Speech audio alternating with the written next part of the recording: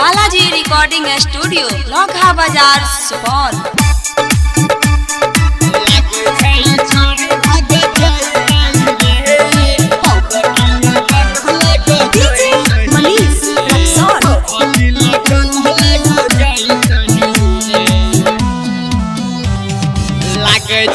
छोरी भाग जैतई रे हब की लगन लग जैतही रे लगन लग जैतही रे लाग छोरी भाग जैतई रे हब की लगन लग जैतई रे हौनावा पहाड़ दम लागल रहे छे कौन छोड़ा सब बतियावे छे छोरी भाग जैतई रे हब की लगन लग जैतही रे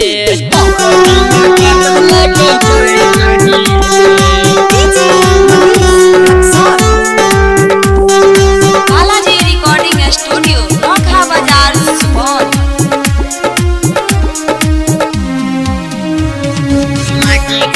छोरी भाग जैतई रे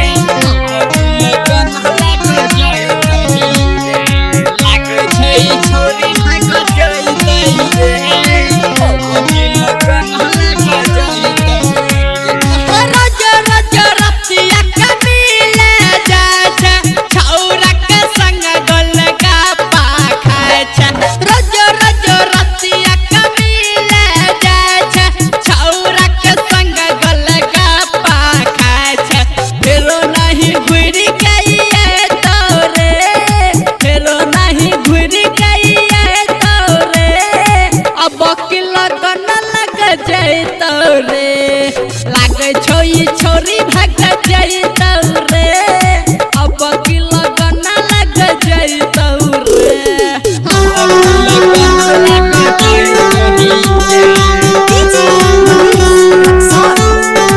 बालाजी रिकॉर्डिंग स्टूडियो लौखा बाजार सुपौल।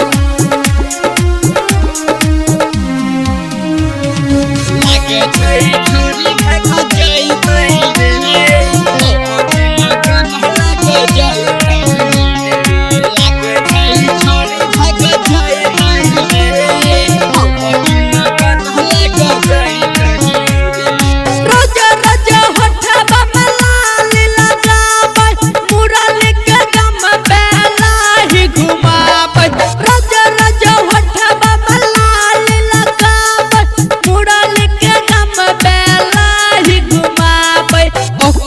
बिहारी दीपेश लेतई रे ओकर बिहारी दीपेश लेतई रे अब की लगन लग जैतई रे लाग छोरी भाग जैतई रे अब की लगन लग जैतई रे बालाजी रिकॉर्डिंग स्टूडियो लौखा बाजार सुपौल।